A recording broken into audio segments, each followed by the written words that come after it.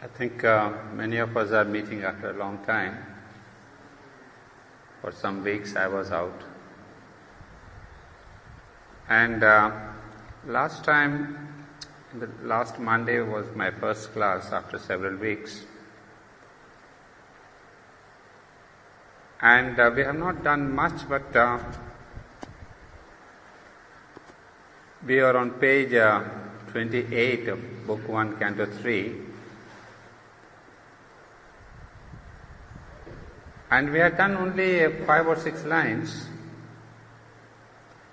because we were stranded, if I can say, with one word, the word that knows. The sentence is like this: he heard the secret voice, the word that knows, and saw the secret face that is our own. Now, I had gone to explain quite at length the connotation, symbolism, the concept of the word itself, W capital.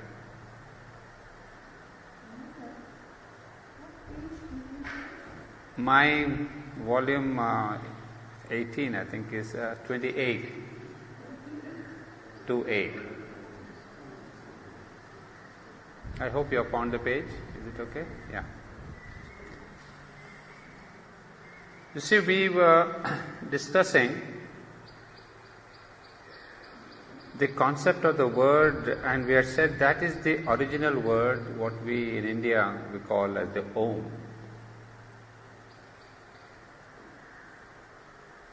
And then we went into the theory of Sphota, that is the Vedic meaning of the word. How does it originate? Where does it originate?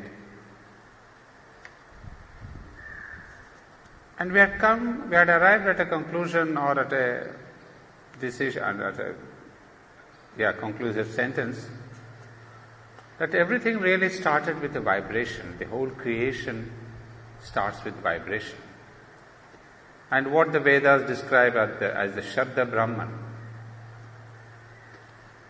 And the first Shabda, the first word with that vibration and that intensity of consciousness is the word Om.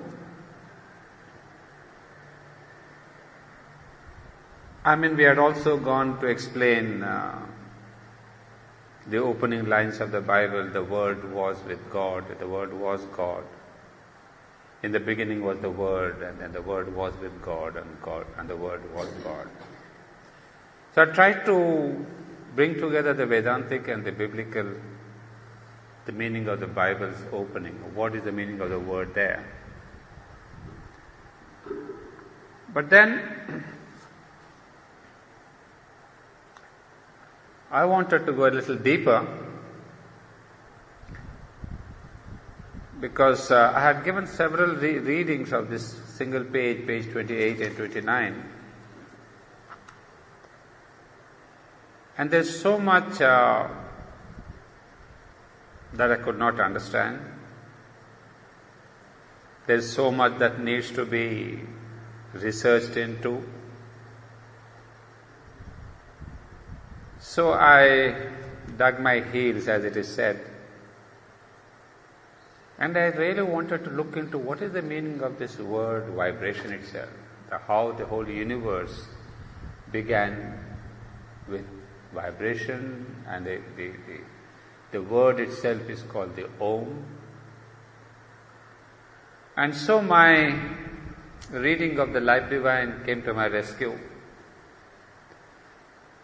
And as I was telling Deepshika while we were coming in the car,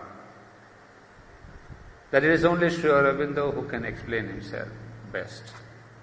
So if you really don't understand something from Sri Aurobindo, either Savitri or Life Divine, go back to him, and in some other volumes he is bound to tell us.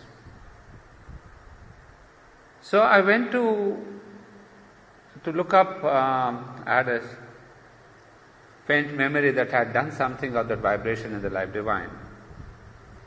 And I found it in chapter 10 of volume 1. The chapter is called Conscious Force. And you can imagine, I took the life divine in front of me and I said, Lord, tell me where is that sentence. I cannot be digging into life divine at 3 o'clock in the afternoon.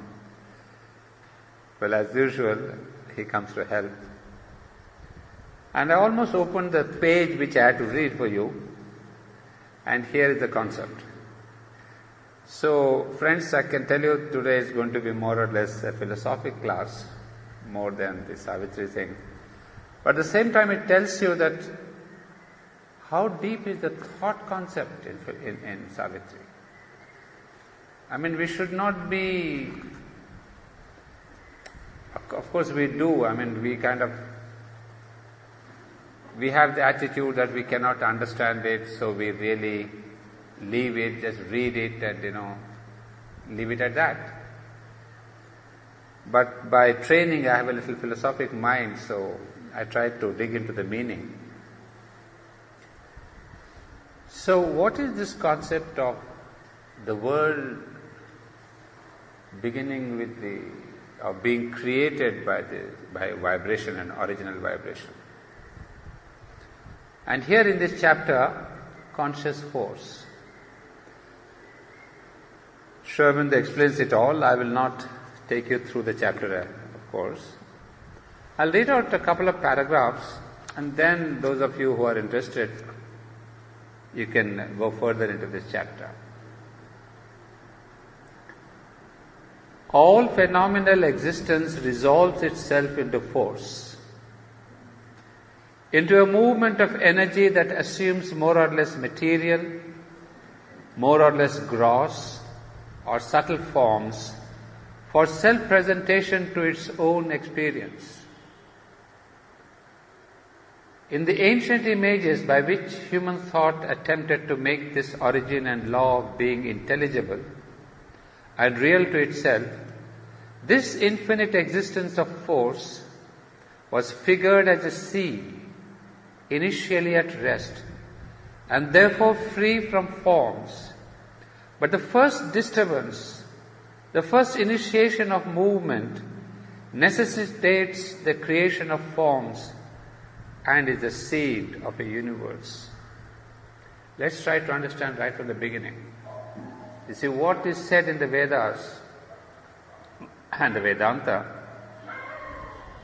that initially there is, if you can imagine the ocean,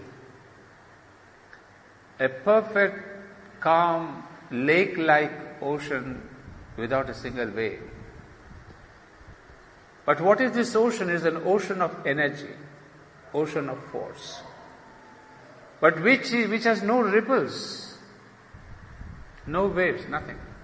So they say, imagine an infinite ocean, absolutely calm. So that is the first state of Satchidananda, if I can say. I mean, the creation has not yet begun. It's an absolute motionless silence. And then it says, figured like a vast sea at rest, and therefore free from forms. So it should not be easy. If you just can close your eyes and see a vast sea, and if there is no disturbance, if there is no vibration, that means there is no ripple, there is no wave. That means there is no form. So what are we understanding is that in an ocean of quietness and calmness and silence, when there is no disturbance, there is no form. That means for the first form to be created, or for the beginning of the form itself, there was the necessity of a movement. I mean, sometimes, just to give you a mundane example, you have all seen Madame Tussauds exhibition, and there are so many exhibitions in the US also. where there are statues of figures. And those statues are so real, lifelike. You almost feel like touching to see if there is life in that. Or if you are waiting to see if there is any movement. So if the statue moves, and I've seen many times in Europe, people stand at the street corners, people dressed like Christ or painted in this way, and absolutely like a statue.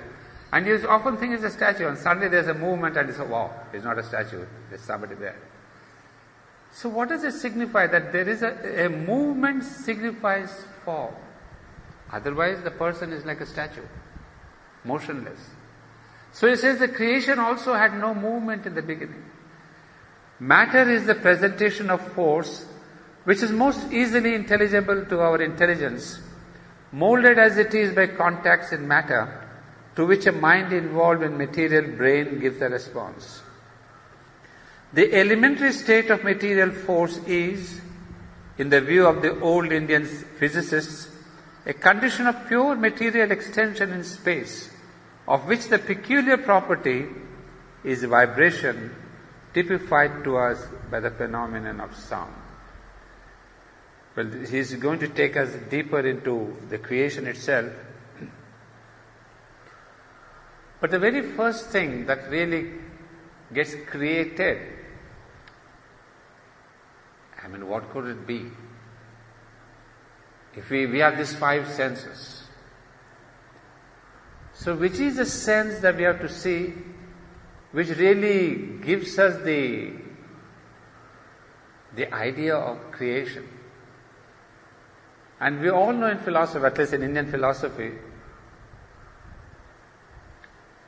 I think I've explained to you in my previous class also, when the Upanishads speak of the supermind, they have given us 3 beautiful words: Satyam, Ritam, Brihat. Satyam is the truth, Ritam is the rhythm, and Brihat is the vastness. So the word vastness is connected with space. So what was first created was the space, the vastness. And if you keep that in mind, you will understand which one of these senses came first. If I give you the concept of space was created first, what is connected with space out of our 5 senses? Can you guess? Space and vibration. Which of our senses is connected with that? Try to guess, anyone? Touch? Touch, it is there with space, but is it connected with the vastness of space?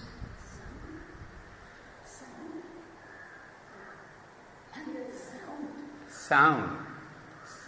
What you say, touch is space, but it is localized space. Whereas sound, it travels and there is a vibration. The sound comes to you. Whereas we can go to the other one and say, if there is sight, for example, what is sight connected with? Yeah, somebody said. Sight is connected with? Yeah, go ahead. What is that? Somebody? Light, yeah. So we will come to that, but just I wanted to give you an idea. So the moment we see in the Vedas that Brihat, space, vastness is connected, then it is logically we see there is the sound that is created first. Sound means, so what is sound actually? Scientifically? Vibration. And for vibration, what is required? Space plus some vibration, air. If there's no air here, we cannot hear each other. So sound is there as vibration. So the moment we see space, there is connection with sound, and the inevitable thing is the sound. So we see behind this theory of Om, behind this theory of Shabda Brahman, there is a philosophical, analytical explanation that, why we consider the creation of space. Even your Big Bang theory says the same thing. That one little spot of infinite energy, an infinite mass, it blows up. There's a bang. And then what happens is that one little spot of mass of energy, it expands. So it's the same thing in Indian philosophy. That one single bindu, we have the word bindu, it's not the single point. That bindu is the Bindu Brahman. So that Brahman who is the bindu, a dot, is the same concept that is infinite mass, infinite energy, infinite force, but infinite consciousness, which is not there in the Big Bang theory because scientist does not believe in consciousness. But the philosophy says it is an infinite mass of consciousness, Sat, truth consciousness. So that expands. So there is always, everywhere, this idea of the expansion. And that expansion is connected with vibration and vibration with sound. And now you know why we in Indian philosophy we say this whole creation begins with sound. Because that's where is the Shabda Brahman. So Sri Aurobindo is now explaining that. The elementary state of material force is, in the view of the old Indian physicists, a condition of pure material extension in space of which the peculiar property is vibration, typified to us by the phenomenon of sound. But vibration in this state of ether is not sufficient to create forms. There must be some obstruction in the flow of the force ocean, some contraction and expansion, some interplay of vibrations, some impinging of force upon force, so as to create a beginning of fixed relations and mutual effects. It's an extra. He's a wonderful scientist here more than a philosopher. You see how he's explaining us. You see, if there is a continuous vibration ladder, an infinite vibration, will there be sound? You see, he's telling us not only that, but vibration in the state of ether is not sufficient to create forms. Okay, vibration can continue infinitely, let it go. But for creating forms is not sufficient. In what way? I was reading an essay by our Vladimir. All of you, Savitri Bhavan, know him. He has written a wonderful essay on integral knowledge paradigm. If you have time, open your internet and you'll find that article. He has worked very, very deeply into this concept. However, I always go to the original from where he picked up his ideas in the same Upanishads of the life divine. So he gives a beautiful example. Say you are behind a glass door, a huge wall of glass. And this room is completely soundproof. And the other person is, across the room and he is able to just see you. So the person inside, he wants to talk to you. He wants to communicate to you. He wants to tell you certain things. But you just see his lip movement, you may see his hands movement, but there is no communication. So there is, for the communication, if you want to see what is it that he wants, there must be the space, there must be the vibration, there must be the communication. So what Vladimir has compared this image is that first there is the Satchidananda Sat, which is kind of behind the glass door. But when it wants to communicate, when it wants to create a form, there's got to be some sound system, some communication. So here Sri Aurobindo is telling us similarly But vibration in this state of ether is not sufficient to create forms. There must be some obstruction in the flow of the force, some contraction and expansion, some interplay of vibrations, some impinging of force upon force, so as to create a beginning of fixed relations and mutual effects. Material force modifying its first ethereal status assumes a second, called in the old language the aerial, of which the special property is contact between force and force, contact that is the basis of all material relations. It's a very scientific explanation. So we see if the vibration is continuous, still there is no possibility of any form. The sound may go on and on and on. So what's the next stage of creation? In the next stage, you see, when there is say you see this notebook like that, it's plain surface. You don't see any form, any ripples. But the moment there is, the vibration begins, okay, let's say, and it goes on. But nothing happens if the vibration can go on ad infinitum. But the moment there is a kind of a ripple in that vibration, in that quietness. So because of these ripples here, there is, as Sri Aurobindo says, a contraction and a contradiction. That means this wave that is there, that you see here, has a form now. And then this contrasts with the other curve. So what Sri Aurobindo is explaining is, there must be some kind of a wavular movement. And for that, how did I make this form? How did I make this wave? You see, if we can really see the practical thing, I made this wave in what way? How did I do that? You see, it was a plain paper. I made it into a wave shape by obstructing, by putting some kind of a energy with my hand saying, oh, the paper should not move. So that's the word he uses, that there must be an impinging of force upon force as to create a beginning of relations. And so there must be a property of contact between force and force, contact that is the basis of all material. Still we have not yet, so the second level of creation, because of this formation as I have shown you, he said that word contact. What is the other word for contact amongst our senses? Touch. If I have the contact with the table, that means I am touching it.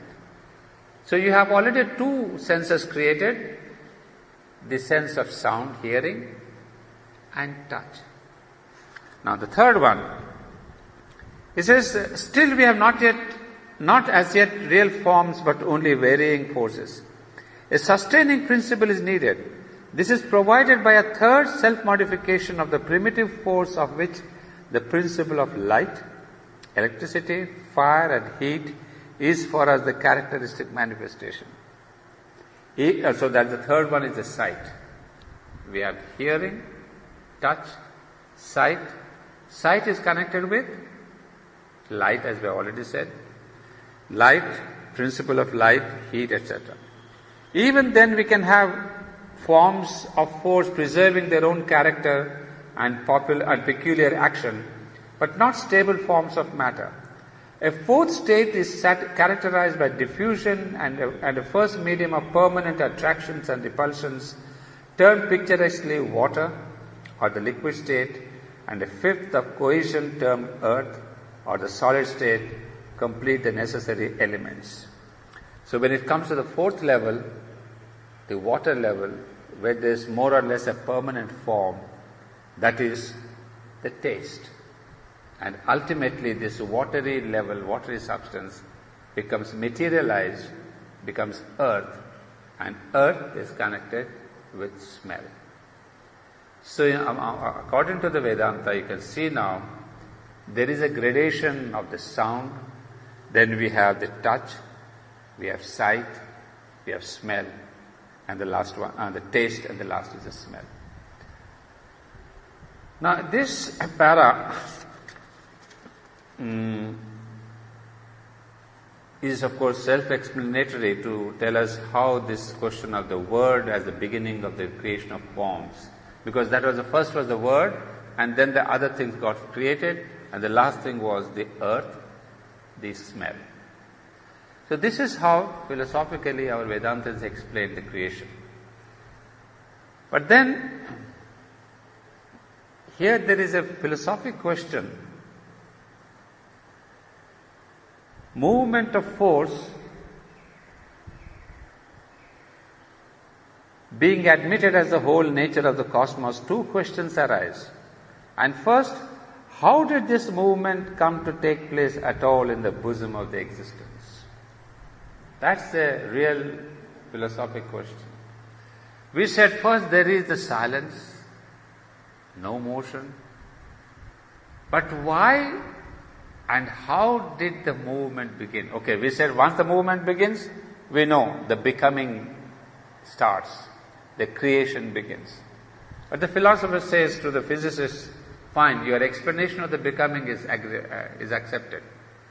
But my question is that why was there this movement? How was it there? Because the argument is, we are aware of an existence which is not compelled by the movement. How then does this movement, alien to its eternal repose, come to take place in it? By what cause? By what possibility? By what mysterious impulsion? Because this is one of the arguments in philosophy. That because we say Brahman has become this universe, God has created this world, whatever terms you want to use.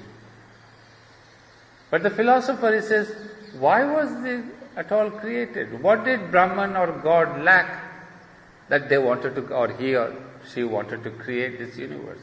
You see, we human beings, we act and do things because we lack something, we want to attain something, we want to gain something that we don't have.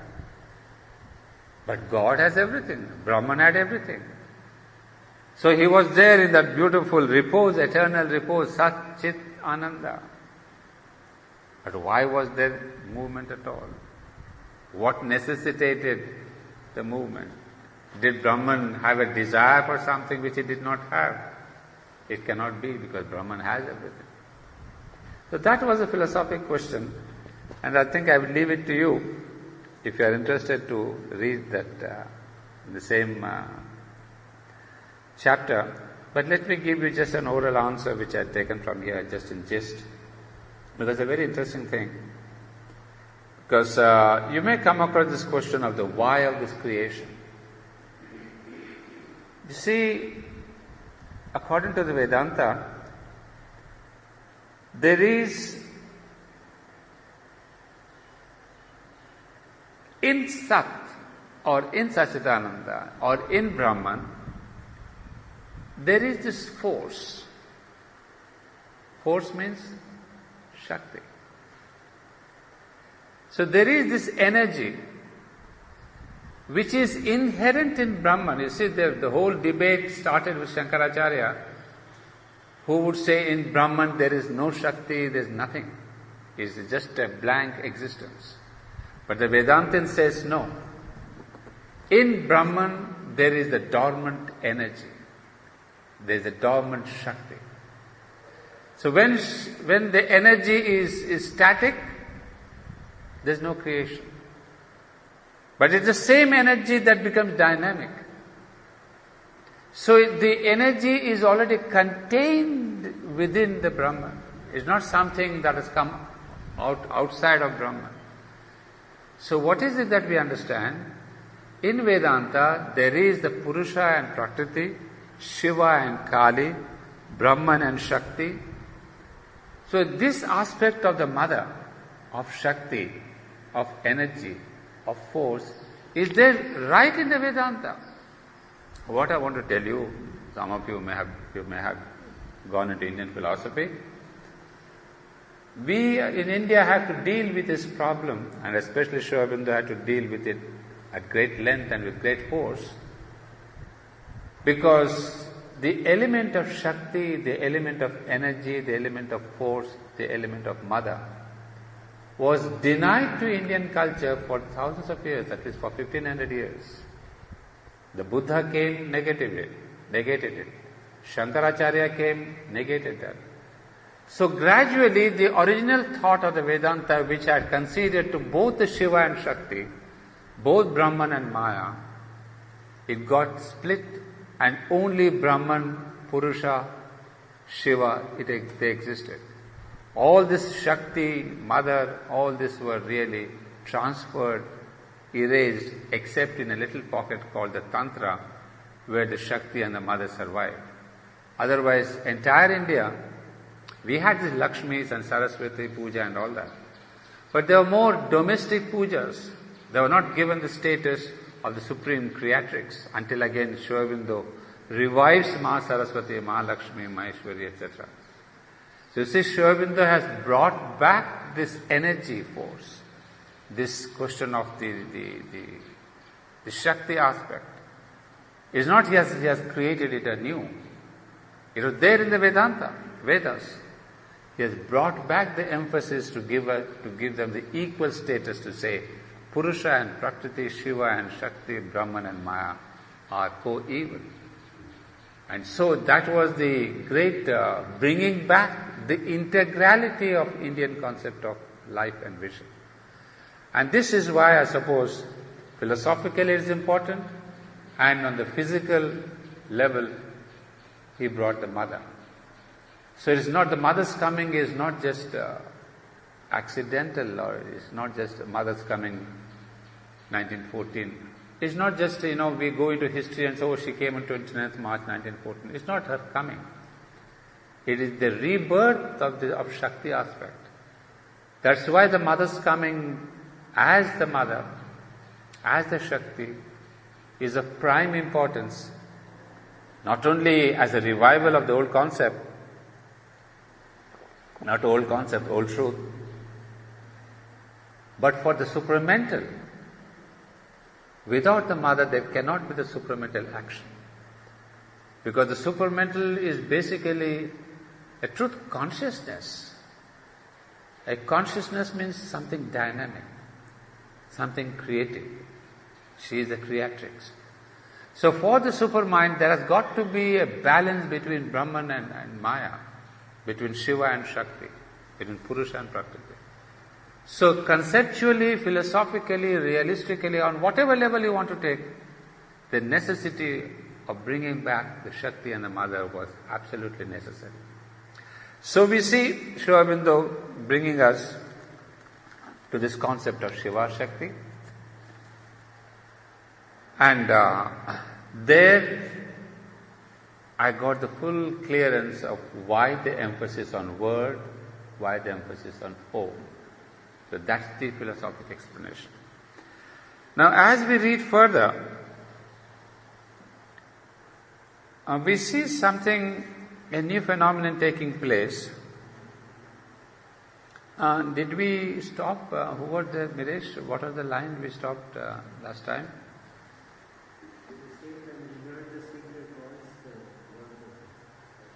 The first line?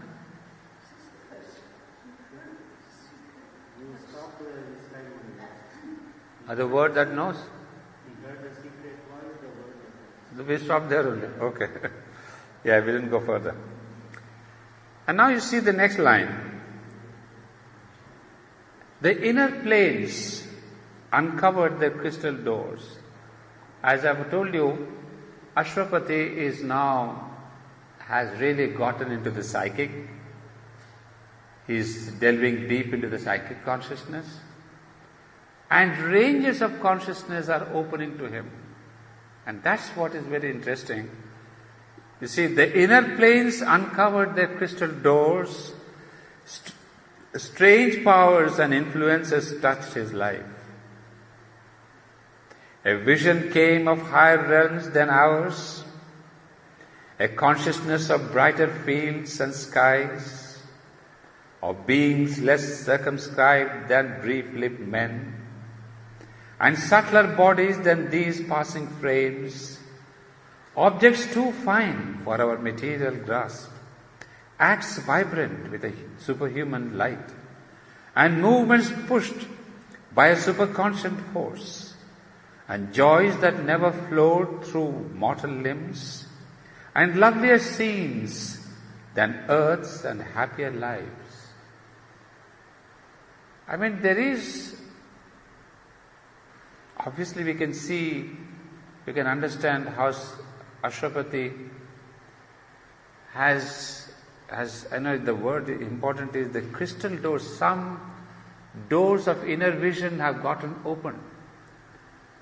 And with this new vision, what is happening?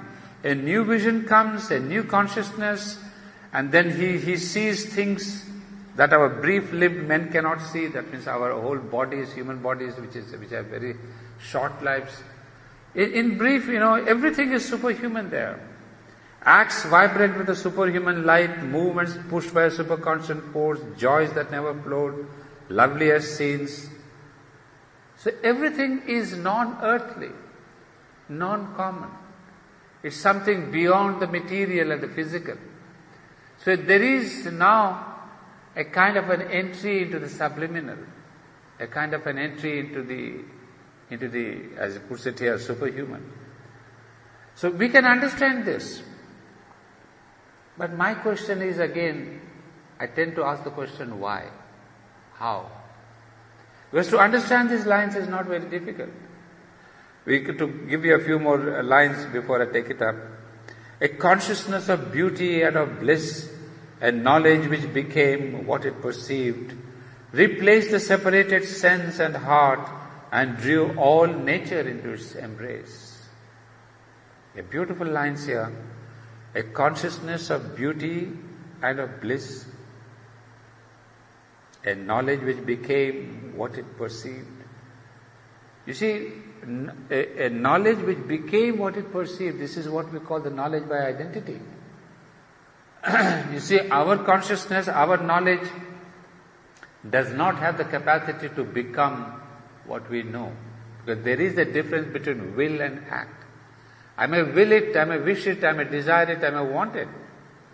But it can never manifest fully because we do not have the will. We do not have the power, we do not have the consciousness. So there is a difference between our consciousness and knowledge and will. But here, with Ashwapati, things have changed.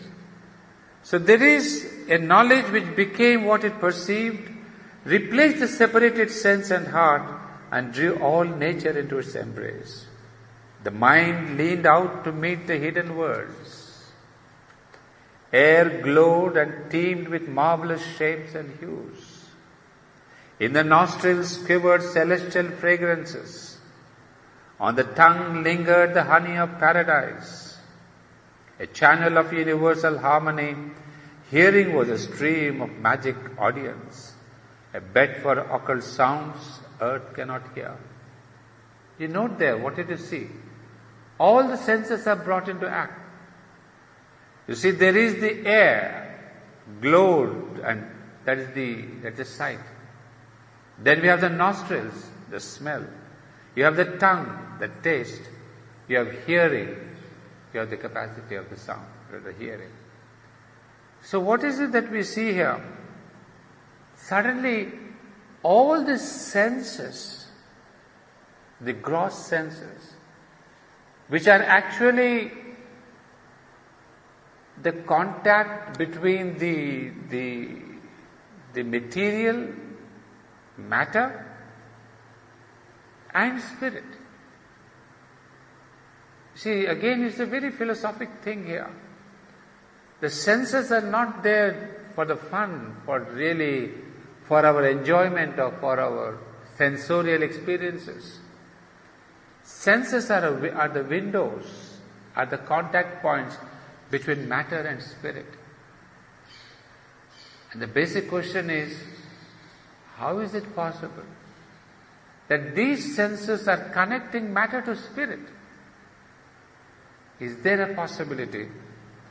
And I'll take up that question, but you see, in Ashwapati, all the senses are now not just activated, but they have become suprasensitive. That means they're almost taking up their true role. With you and me, what our senses, they do not, our nostrils do not quiver with celestial fragrances. Our tongue lingers the honey of paradise. We have actually the gross use of these senses. But the senses have also a subtler use, a greater contact point. And this is where I again went back to Sri Aurobindo, and there I see, this is volume 21 SABCL,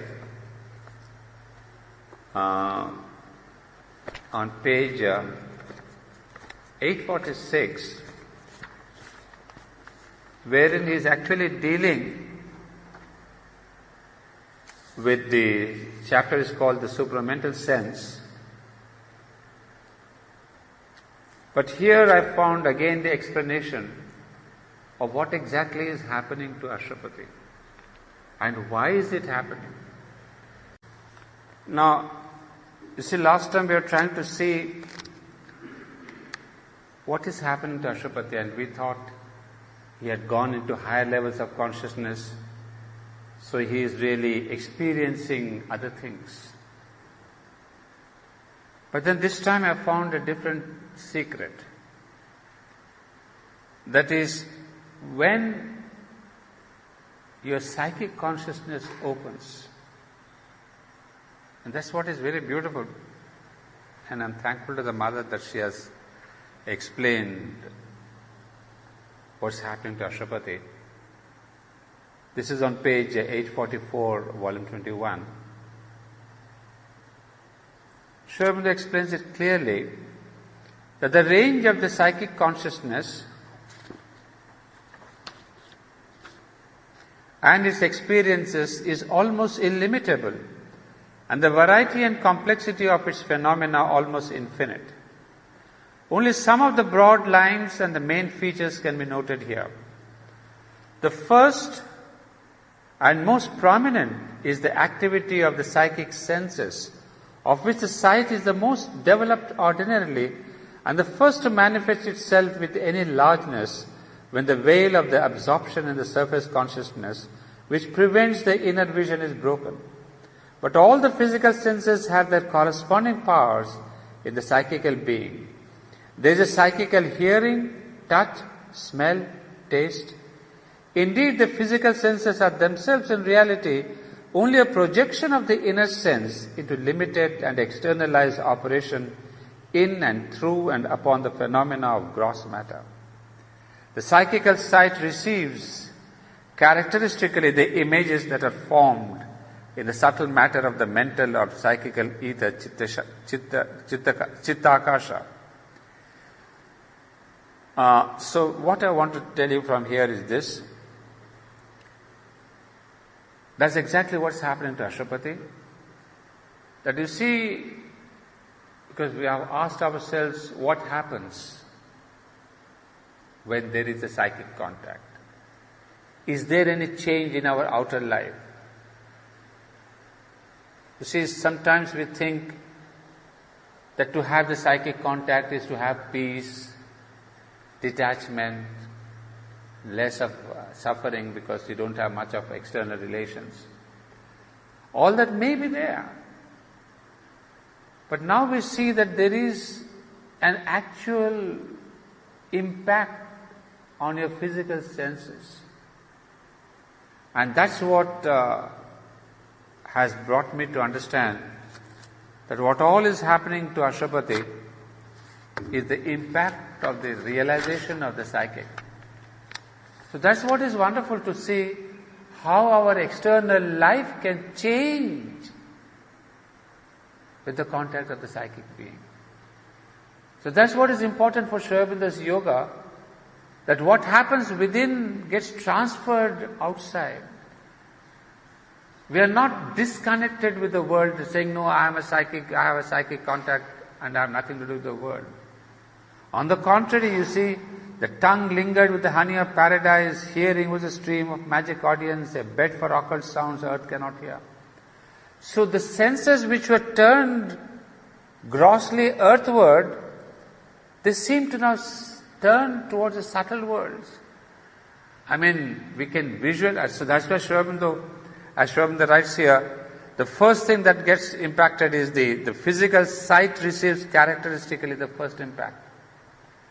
So even in Savitri we see air glowed and teemed with marvelous shapes and hues. The first thing that changes is the vision, the sight.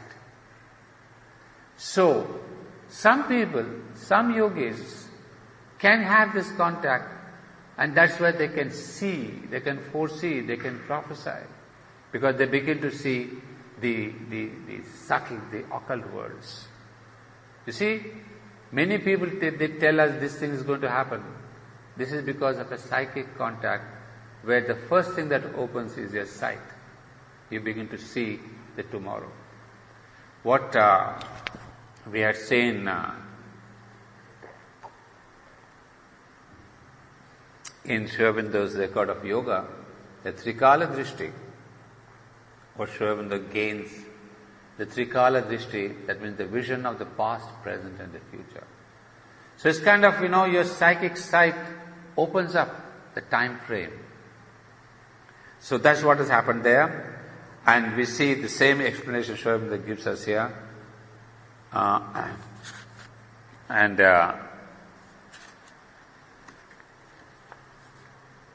There's one para, just read it out.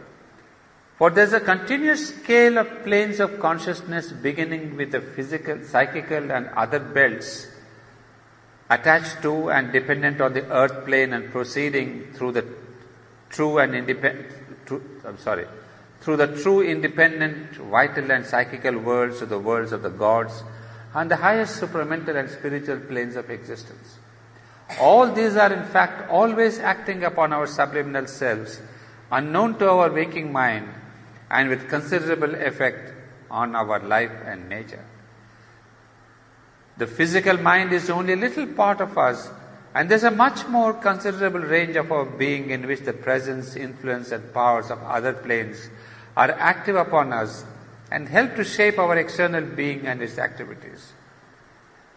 The awakening of the psychical consciousness enables us to become aware of these powers, presences and influences in and around us, and while in the impure or yet ignorant and imperfect mind this unveiled contact has its dangers, it enables us too, if rightly used and directed, to be no longer their subject but their master, and to come into conscious and self-controlled possession of the inner secrets of our nature. Well, this is the explanation that I got, that how is it that the psychic contact gives you a vision of the subtle physical. And why does it so? The simple answer is in single word or a single phrase. There's a continuous scale of planes of consciousness beginning with the psychical and the other belts attached to and dependent on the earth plane and proceeding through the true independent vital and psychical worlds of the worlds of the gods and the highest supramental spiritual world. So what's important to see in Sri Aurobindo's philosophy is that there is a continuous scale of the planes of consciousness. Remember this as a key concept. It is not that we have the earth here and heaven there and paradise there and supreme there. They're not disconnected. That's why Sri Aurobindo has given us a ladder of consciousness. As he puts it here better, continuous scale of the planes of consciousness. That means what? That the earth is the bottommost rung, and beyond this earth there are so many other levels, but there's a continuity. So this world is a continuous structure of the consciousness of Brahman. It's not that the Brahman is there in the transcendent and God is really looking at the earth which He has created. There's no looking at. He is this earth. He is there, He is as well as here, as well as He is there in the mid-regions. So what is beautiful and what is a tremendous, I would say, philosophically, psychologically, spiritually, a solace to think that I'm not disconnected with Brahman. When Indian philosophers would say, Sarvam idam khalu Brahman, all this here is verily, you see the word is khalu, verily Brahman. It's not just a philosophic concept. He's not trying to fool you and say, hey, don't bother, Brahman will take care of. Because if I want to help you, if I have no connection, how can I help you? We are disconnected. But Sri Aurobindo would say, no. If there is a continuity of connection from my table to your table, whatever I want to do, I connect with you easily. So suddenly we begin to see in yoga, when we say, for some people is for say disciples and bhaktas, for them it's wonderful to see what Sri Aurobindo writes, behave as if the mother were looking at you, because indeed she is looking at you. So the bhakta feels the mother's consciousness everywhere and says, yeah, she is looking at me. But supposing there is no bhakta, an intellectual person, he says, no, all this question of belief and devotion, I don't believe, it's not for me. But at least philosophically you must understand that there is no disconnect between the Supreme Brahman and this world and you and me. Because I was looking for that extraordinary sentence, I don't know where it is. In that, I'm not quoting, I'll bring the quotation next time. It's really a sentence that hit me hard. He says, you cannot understand anything in the world which is not yourself.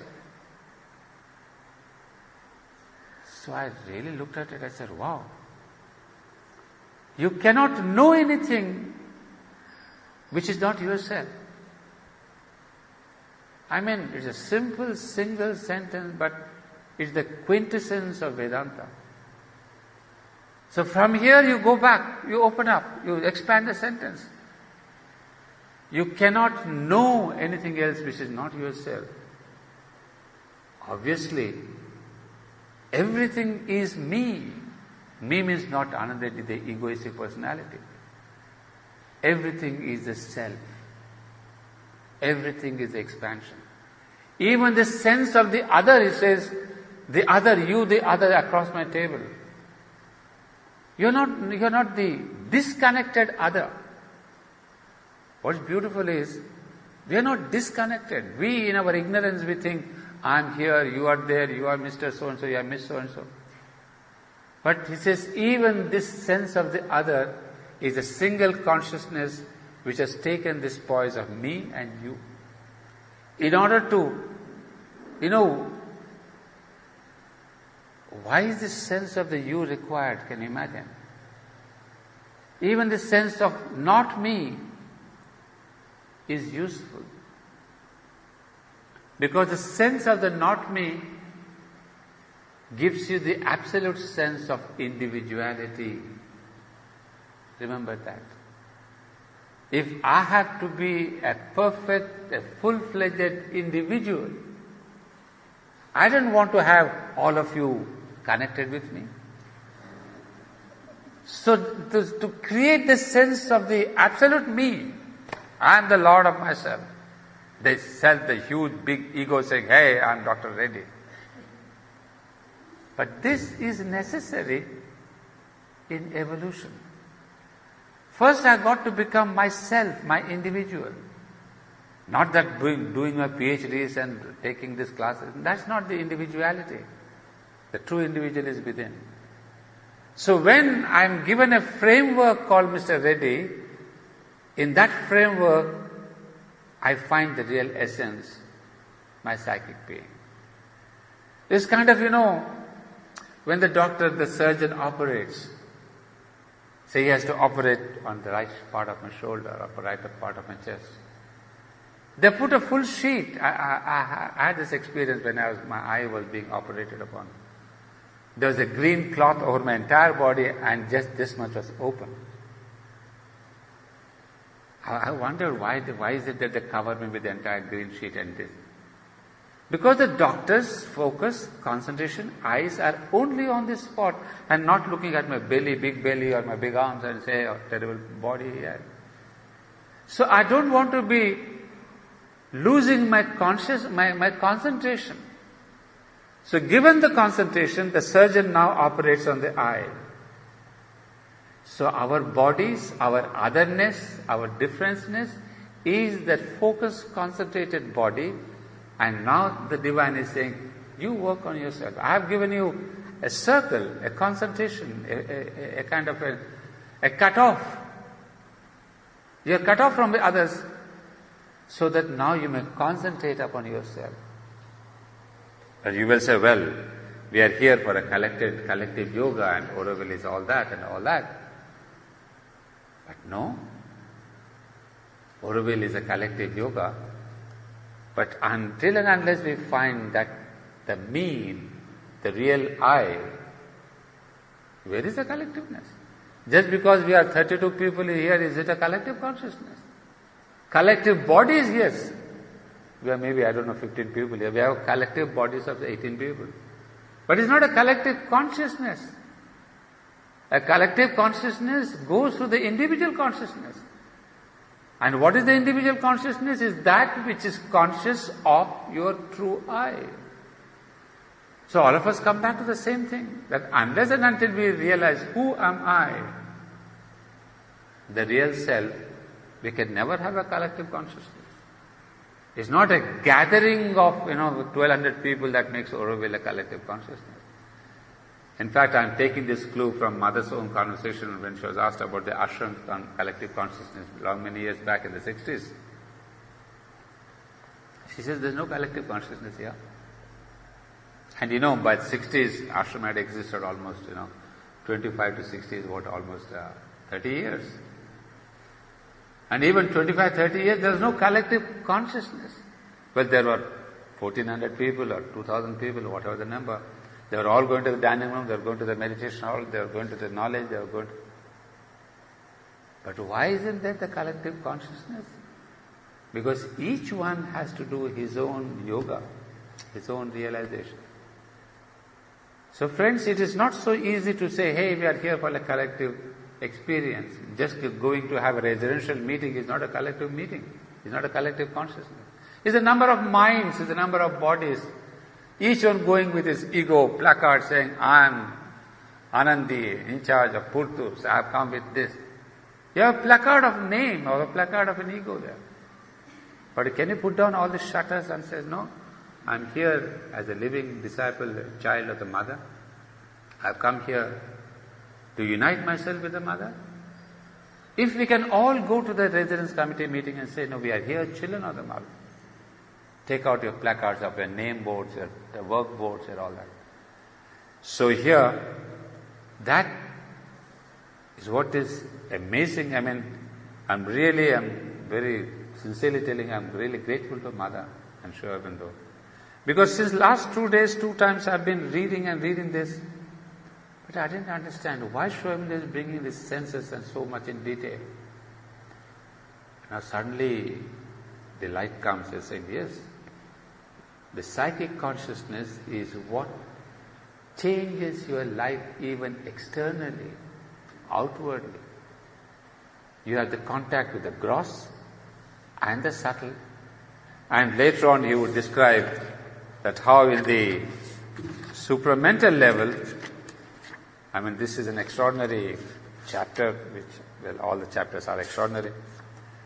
But here he would explain on the supramental level, there's a further transformation of the senses. So what's beautiful for us to understand is that Sri Aurobindo's yoga is not disconnected with life, disconnected with outside consciousness. So Ashwapati is going through that stage, and now it just brings me back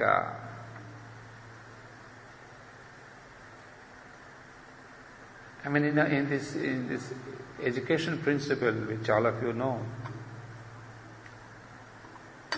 that is, you cannot really teach a student anything. The first principle is you cannot teach. So when we tell this to the outside teachers, they get shocked. They think my jobs are gone. We are all teachers after all. If I say I cannot teach, next year the principal will say, sorry, if you cannot teach, why are you here?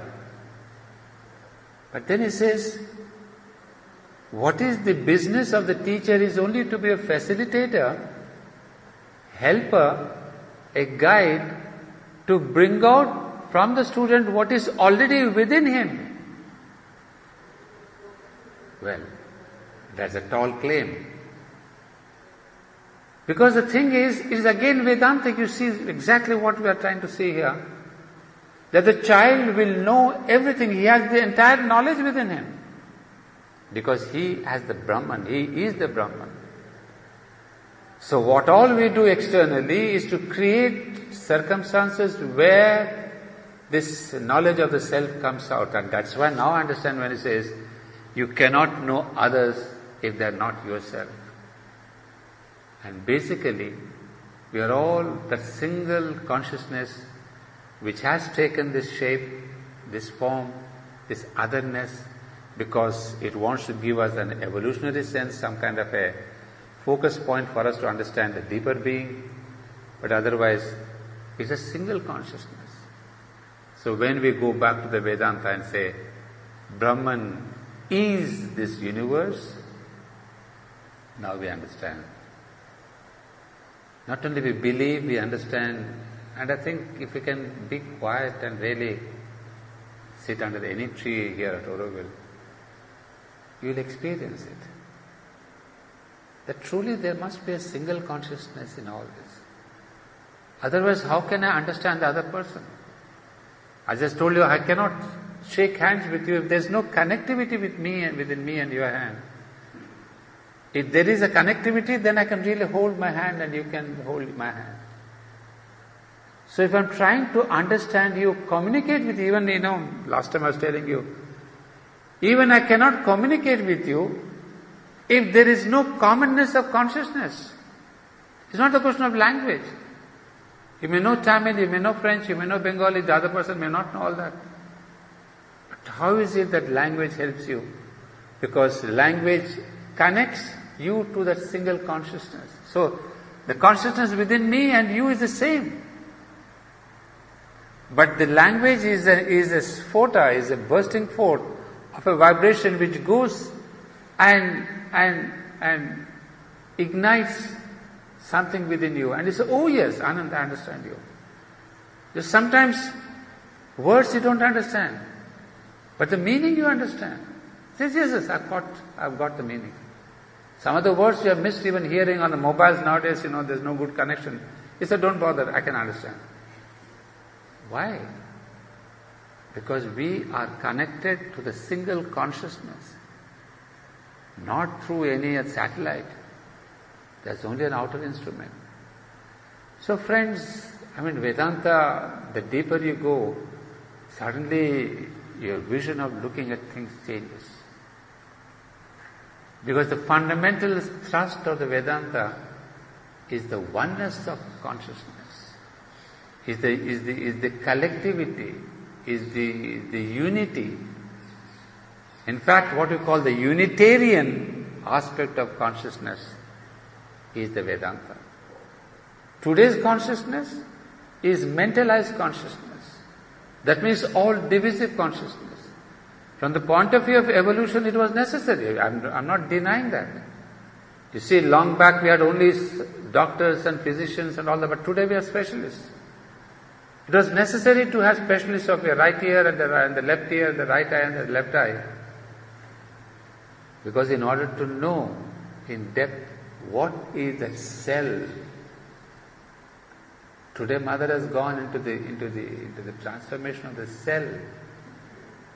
Because that is the most individualized Brahman.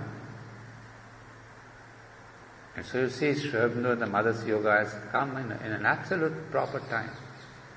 When you have to go to the depth of the individual Brahman, And from there the supermind will come back to say, all this is verily Brahman, we are all one. So mother's adventure is the supreme adventure. From the supreme transcendence she has gone into the supreme individual Brahman in the cell of the body. Magnificent. You see how the cycle is complete? And she has prepared us for the next cycle of evolution. Well, Savitri is not a joke. I mean, every word you can understand if you have the sincerity. Well, ask him or her, they will come to our help. Well, let's have the concentration.